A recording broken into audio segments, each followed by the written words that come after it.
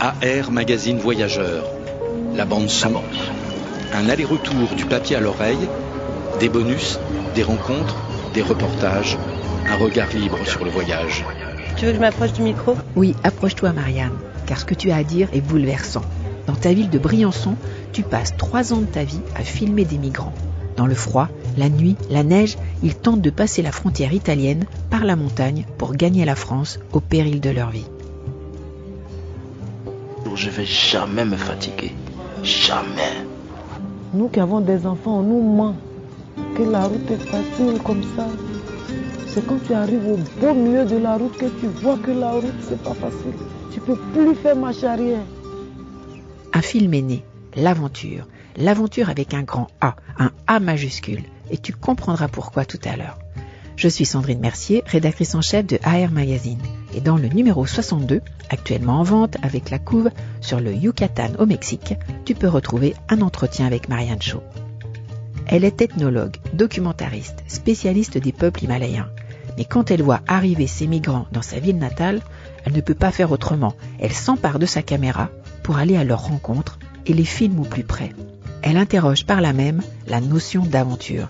Qu'est-ce que partir à l'aventure aujourd'hui ? Son film déclenche beaucoup d'émotions dans les festivals où il est diffusé. Au Festival du film et du livre d'aventure de La Rochelle en 2022, il a même reçu le prix du jury et du public, avec toute la salle debout pour applaudir.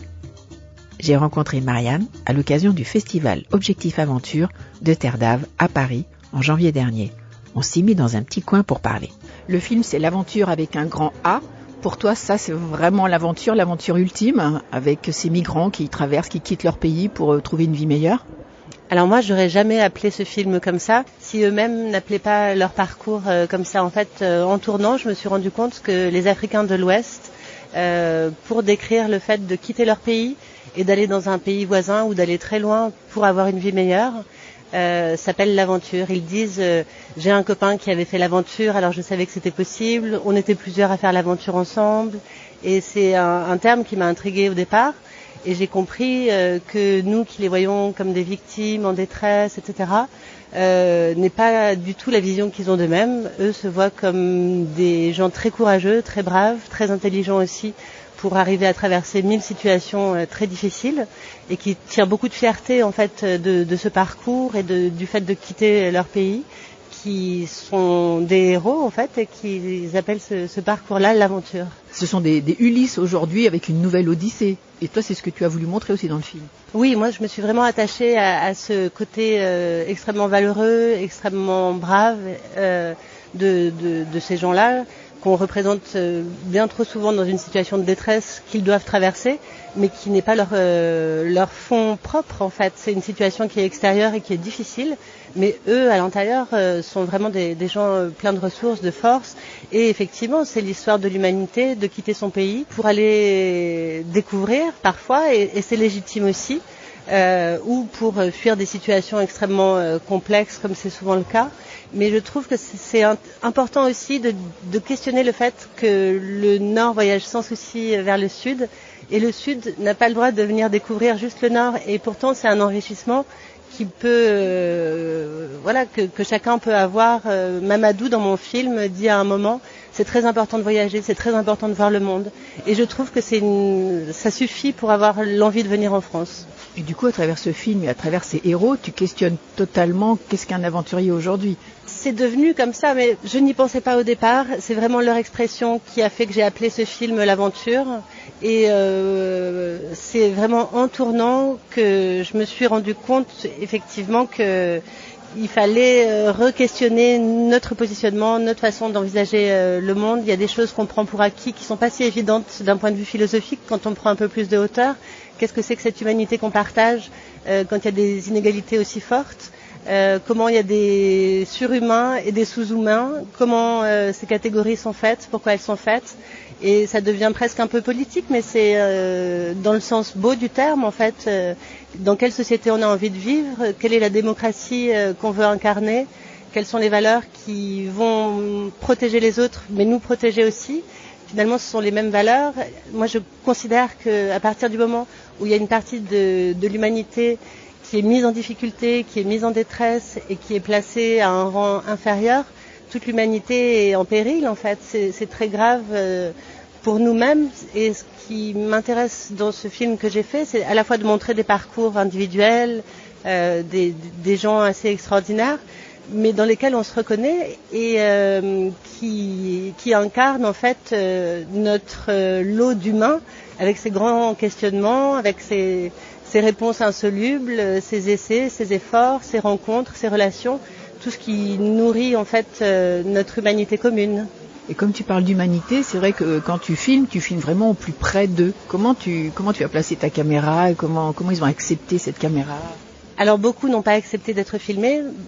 La très grande majorité, et principalement au Refuge Solidaire, qui est un lieu de passage, qui est un lieu d'accueil d'urgence, où les exilés arrivent pour se reposer et trouver une destination, et où ils restent 2 jours, 3 jours, parfois une semaine ou plus. Donc là, on voit que le rapport de confiance à l'autre est totalement brisé et qu'il a été très, très blessé pendant leur parcours, où ils ont rencontré beaucoup de cruauté aussi. Et donc c'est difficile de savoir qui est l'autre en face, est-ce que c'est quelqu'un qui vous veut du bien ou pas. Mais les quelques personnes qui ont accepté l'ont fait vraiment de tout leur cœur, et on peut dire que ça a été aussi quelque chose d'un peu cathartique, cette caméra qui était en face d'eux. Moi je trouve que la caméra instaure vraiment un rituel de la prise de parole.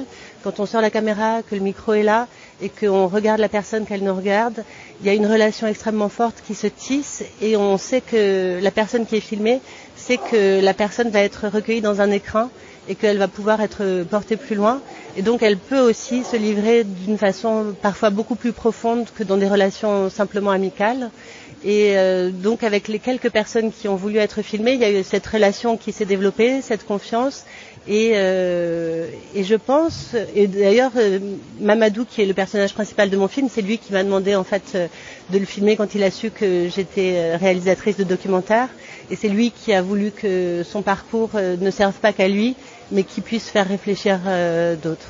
2 mots sur le parcours de Mamadou. D'où vient-il? Qu'a-t-il traversé et où est-il aujourd'hui?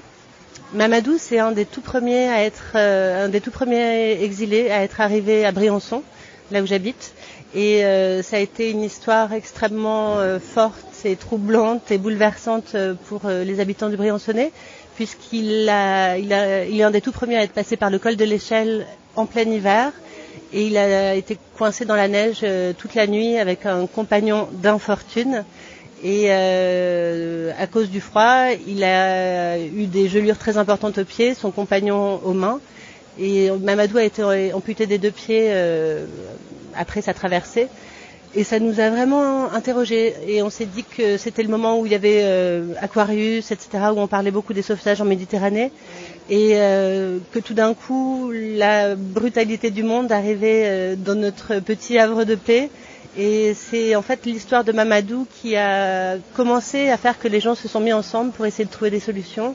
Qu'il y a eu les premières maraudes qui ont été organisées la nuit avec des habitants, des guides de haute montagne qui sont allés patrouiller toute la nuit dans la neige pour faire des traces, essayer de voir s'il y avait des personnes en détresse. Les maraudes existent toujours aujourd'hui à Briançon.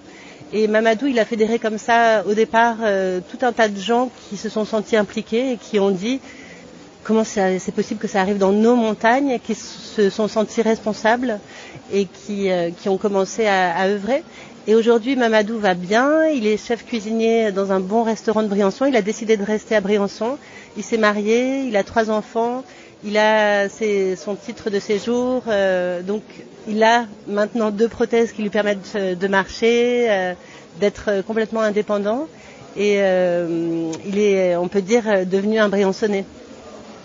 Avant ce film, est-ce qu'il y a d'abord ton engagement à toi auprès des migrants ou autres? Ça s'est fait vraiment en même temps. En fait, j'ai commencé à aller voir Mamadou. Je me souviens vraiment quand j'ai lu la nouvelle sur le journal, un jeune homme malien de 26 ans est arrivé à Briançon, a été amputé des 2 pieds à cause de gelures. J'ai été vraiment bouleversée et je suis allée voir Mamadou à l'hôpital en lui demandant ce dont il avait besoin, etc. J'ai passé tous mes vendredis à l'hôpital et j'ai sorti ma caméra parce qu'il m'a demandé de le faire. Et donc, mon implication est née en même temps que mon implication en tant que réalisatrice de documentaire. J'ai commencé à tourner beaucoup, sans savoir vraiment ce que j'allais faire. Et finalement, j'ai filmé pendant 3 ans. Et pour moi, c'était important de prendre ce temps long pour justement ne pas fixer uniquement le passage très délicat de détresse dans lequel ils se trouvent quand ils ont tout perdu et rien encore construit, mais de montrer qu'il y avait un avant évidemment, donc un passé avec évidemment beaucoup de valeurs, de force, de richesse qui les aident aussi à faire ce parcours si périlleux. Et puis un après, avec toute la résilience possible rendue par les relations, par aussi toute la beauté et le côté positif qui les anime aussi, et de montrer que ce passage n'est qu'un moment de transition difficile, mais qu'il y a une reconstruction possible et une réinstallation possible. Toi, tu es anthropologue au départ. Qu'est-ce que tu as découvert avec ton regard d'anthropologue, on va dire, sur ces migrants ? Alors en anthropologie, ce qu'on essaye de faire, c'est de se mettre à la place des gens qu'on étudie ou qu'on observe ou avec lesquels on partage des moments de vie. En Himalaya, pour moi, ça voulait dire d'apprendre la langue, de faire les travaux des champs, de faire les travaux de la maison, d'avoir des conversations quotidiennes avec les gens pour me mettre à rêver en zanskari et avoir des préoccupations comme ces gens de l'Himalaya. Avec les personnes en exil, c'est bien sûr plus compliqué. Il y a quand même comme quelque chose de la cruauté qu'ils ont rencontrée qui est un peu indicible ou qu'on a du mal à se représenter. Et donc pour moi c'était plus compliqué d'essayer de me mettre à leur place. Ça serait vraiment présomptueux de se dire qu'on arrive à se mettre à la place de quelqu'un qui a traversé tellement d'épreuves. Mais c'était quand même ça qui m'a aiguillée. Ce que j'essaye de trouver, de chercher en tous les cas, à la fois dans ma pratique d'anthropologue mais aussi de réalisatrice, c'est qu'est-ce qui fait le fond commun, comment on arrive à se reconnaître quand même l'un dans l'autre malgré les différences de langue, de culture, etc. Et c'est ce qui m'a aiguillée tout au long du film. Ce qui m'intéresse aussi, c'est de montrer, d'essayer de chercher quelle est notre part de libre arbitre. Parce que on voit des destins individuels, etc. Mais ça rentre dans un système un peu plus global. La migration, c'est pas uniquement des gens qui se réveillent un beau matin et qui se disent je vais partir. C'est des routes qui sont construites, c'est des politiques qui sont mises en place, des politiques de non-accueil aussi parfois.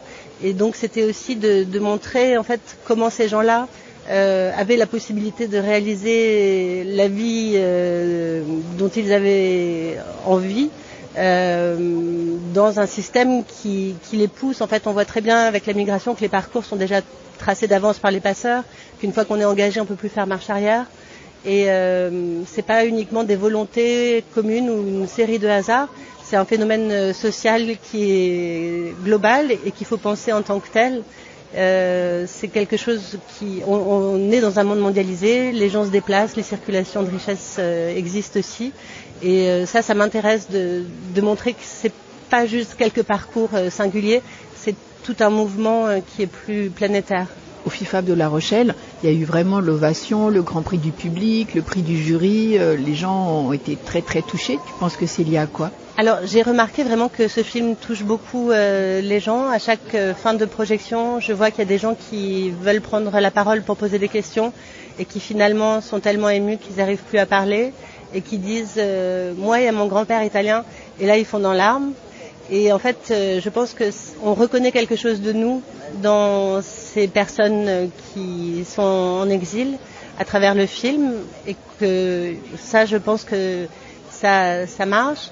Et après, j'imagine aussi que déjà, de la part d'un festival, d'inviter un film traitant de la migration, un festival d'aventure, c'est déjà un engagement de la part du festival, de vouloir en tous les cas poser la question de ce que c'est l'aventure aujourd'hui. Et après, je trouve que c'est un engagement aussi de la part du jury de dire oui, il y a quelque chose qu'il faut commencer à remettre peut-être en question, ou en tous les cas à élargir. Et qui force l'admiration, comme quand on voit ces grands aventuriers qui font des choses insoupçonnables, incroyables, en se disant mais c'est des héros. Et là justement, c'est ce qu'on veut dire aussi d'eux à travers cette reconnaissance. Oui, et ce qui était très beau quand j'étais à La Rochelle, c'est que Ossoul m'accompagnait pour présenter le film. Ossoul qui est un des protagonistes du film aussi, un jeune homme soudanais. Et on est arrivé à La Rochelle, on a vu un grand film. Le premier film qu'on a vu, c'était un grand film d'un alpiniste qui fait une hivernale complètement incroyable dans les Grandes Jorasses au mois de janvier, moins 25 degrés, et qui combat seul face à cette hostilité de la montagne et qui pleure parfois, qui essaye de garder son courage. Et à la fin de la projection, Osul m'a dit c'est tout comme moi, on a vécu exactement la même chose. Et pour lui, ça allait de soi, en fait, d'être dans ce milieu d'aventuriers, d'être entouré de gens qui relèvent des défis, et qui se dépassent, qui gardent courage. Je pense que la philosophie qu'il a dû développer tout au long de son parcours pour continuer à avancer ressemble un petit peu à celle des grands aventuriers qui font des prouesses extraordinaires dans des difficultés plutôt liées à des milieux naturels, mais qui peuvent être très similaires. Pour Osul, en tous les cas, c'était évident qu'il faisait partie des aventuriers comme les autres.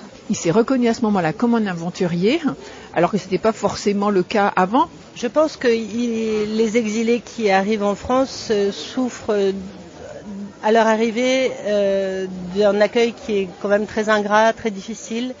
Et il y en a beaucoup qui trouvent que c'est injuste, après tous les efforts qu'ils ont faits, après toutes les épreuves qu'ils ont réussi à relever, d'être aussi mal accueillis, et parfois certains sont surpris même.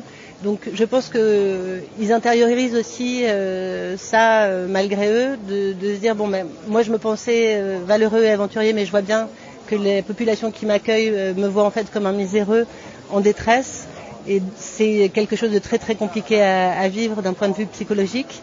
Et donc ça aide évidemment Osul qui est là aujourd'hui aussi avec Mamadou, évidemment que ça les aide aussi à se sentir légitimes et à sentir que leur parcours est reconnu comme valeureux. Pour retrouver l'entretien de Marianne Shaw, il y a le numéro 62 de AR Magazine, actuellement en vente avec la couve sur le Yucatan au Mexique. Sinon, retrouve-nous sur notre site ar-mag.fr, Insta, Twitter, Facebook et dans les kiosques bien sûr. Et pour ne rien rater de la série Aller-Retour, abonne-toi sur Apple Podcast ou Castbox et laisse-nous un commentaire, une bonne note, ça fait toujours plaisir. Et tu peux nous retrouver aussi sur Spotify. À bientôt pour de nouvelles aventures.